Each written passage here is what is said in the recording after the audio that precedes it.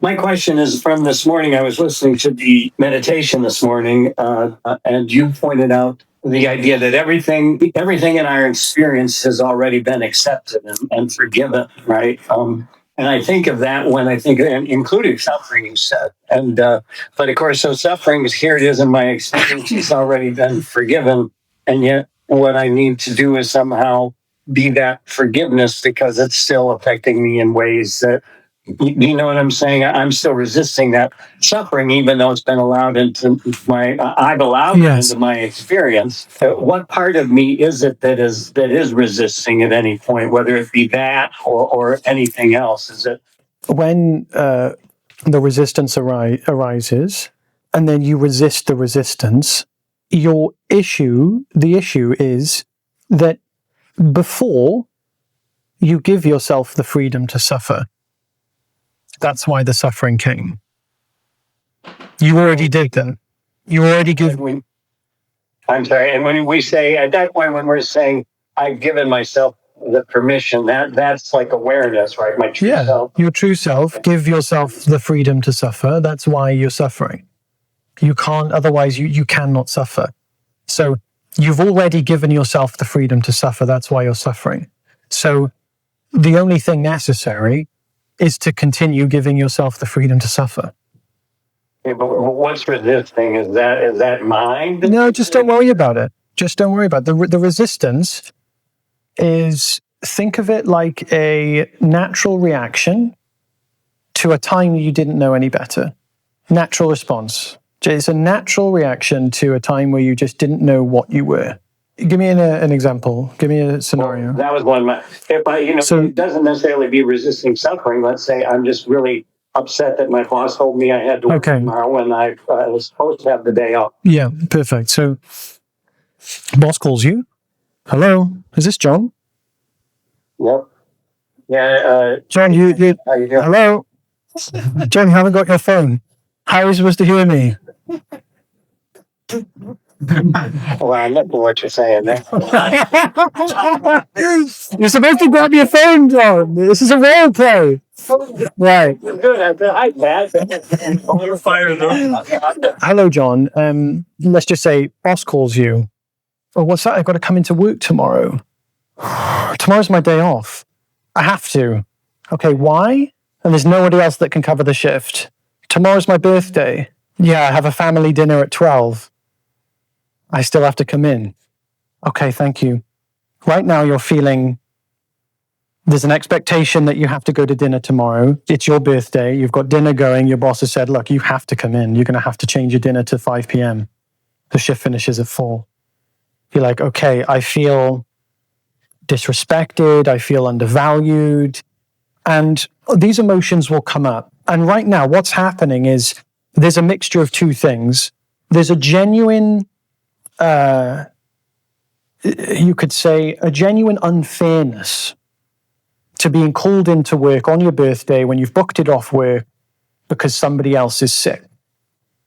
And this boss is making you come in and showing no consideration or compassion or whatever, to supporting you. So that, in your view, might be uncomfortable to experience. That might be genuinely uncomfortable.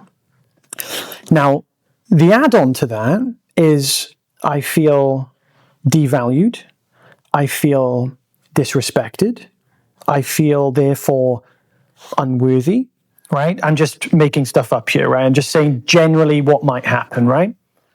And in that moment, there's an I.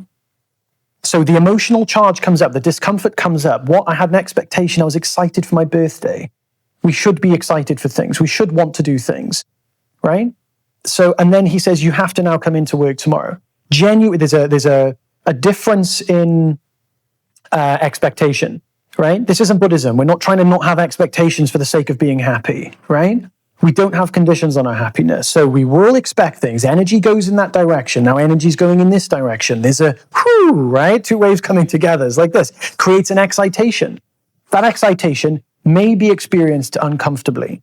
The discomfort is not the problem. The problem is the excitation, the energy that's being created, is labeled with stories. The stories are, I now have to go to work tomorrow and I'm forced to do so. And you may think, oh, damn it, this damn job. I wanted to get away from 9 to 5. Why am I doing this? I should have quit the job ages ago. Look at me. I'm stuck in this position. I have to work for this person, blah, blah, blah. And then he wants me to come here. He doesn't respect me. There's an I that keeps revolving around this problem. That is when you suffer. When the I feels victimized by another person, you create separation. You create an individual I that's inside the body, inside the mind, that looks out into a separate world, that talks to his boss, Bob, who's just told me I've got to come in tomorrow on my birthday. That's a whole narrative. And the one that suffers the narrative is the one that thinks it is pointing to, which is myself. But the myself that it's addressing, that I believe it's addressing, is always limited. And when we believe ourselves to be a limited, finite, temporary self, we will suffer the consequences of that temporary, limited, finite self. So the excitation creates the charge. We identify and believe we are that with which we are identifying, which then makes us convinced I'm a temporary, limited, finite self. And if I'm a temporary, limited, finite self, I'm a victim and I need to fulfill myself. You see?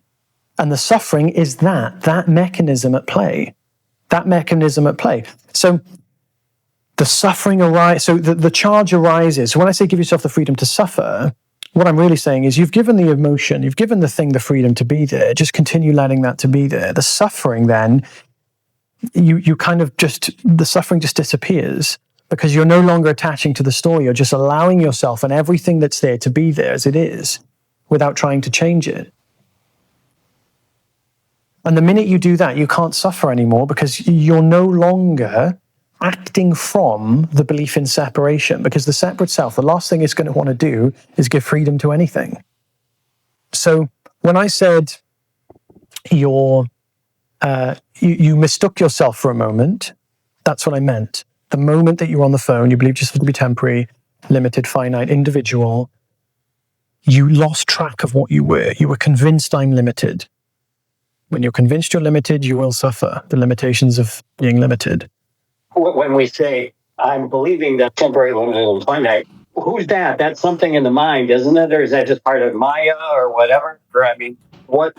If not awareness, I don't feel it's awareness. Can ever be. It's your true nature. It's your true nature filtered through the belief in separation. Okay. So if you shine white light through blue glass, you'll have blue light. If you shine white light through red glass, you'll have red light. If you shine the white light of consciousness through the filter of through the lens of separation, you'll have a separate self. You'll shine with a separate self, and the shiningness of a separate self will shine in the forms of thoughts, feelings, and perceptions that are in correlation to seeking happiness outside myself.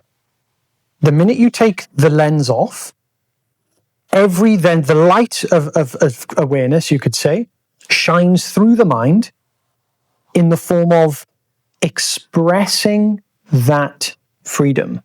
It comes from happiness. You put the lens on, it still comes from happiness, but because the filter of separation is on, it shines in the form. It just simply, from our point of view, that then looks like seeking happiness outside of ourselves. Hey, if you like this video, I do calls like this every single week in my free community. The link's in the description if you'd like to check that out. Thank you very much. Bye.